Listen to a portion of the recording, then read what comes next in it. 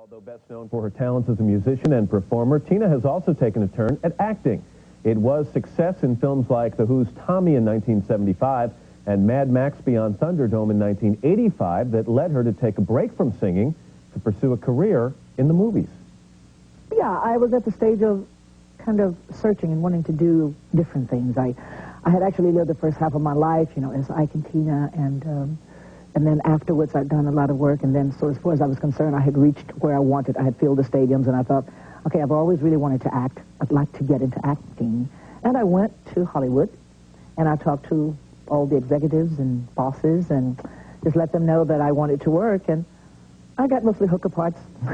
Why? I mean, I read that people were offering you prostitute parts. Yeah. They gave me a wonderful part. They said, really, people look up to you in this place, and they said, you're really respected. And so it ended up that we were in one of those futuristic prisons, and I was a madam.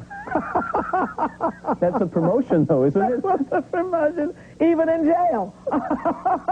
So I thought, okay, then I'll wait. I mean, one day someone will come along like Mad Max and say, well, Tina's not a professional actress, but you know, I can act, and with good guidance, and I'm still hopeful.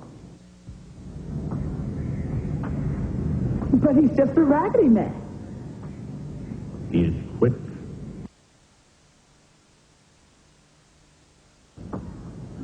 Maybe.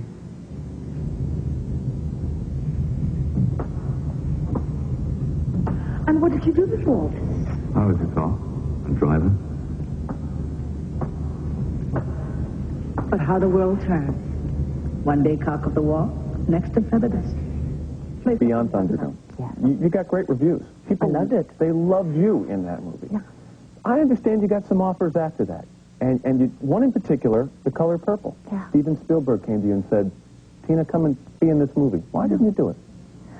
It was much too close to my life. I had just finished turmoil in my own personal life, which was very much like the part it is they wanted.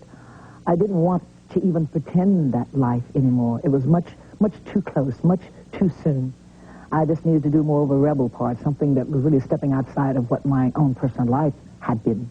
Just wrong timing.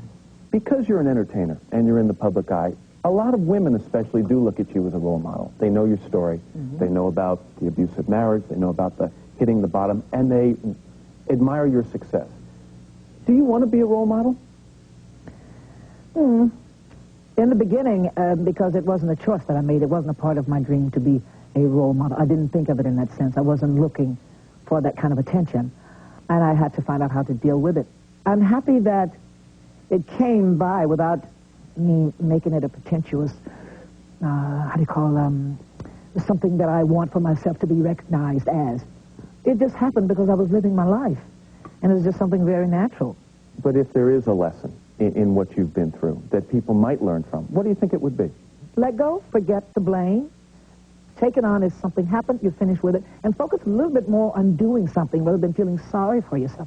People dwell and feel sorry for themselves or what's been done to them or what's been done. If you can let go of that, then the air clears a little bit and you're a little bit more focused on getting other things done that's more positive.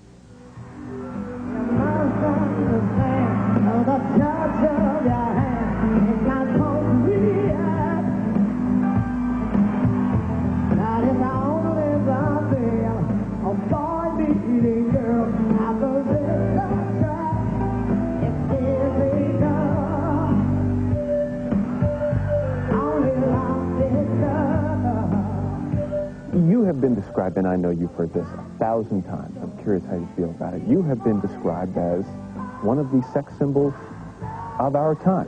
When I started, I was the only black entertainer with the short dresses and long hair and really dancing. They called it wild to me. It was my style. It was how it was in those times, you know. You rarely disappoint people. I mean, is this now something you market beautifully, or has this become a part of you?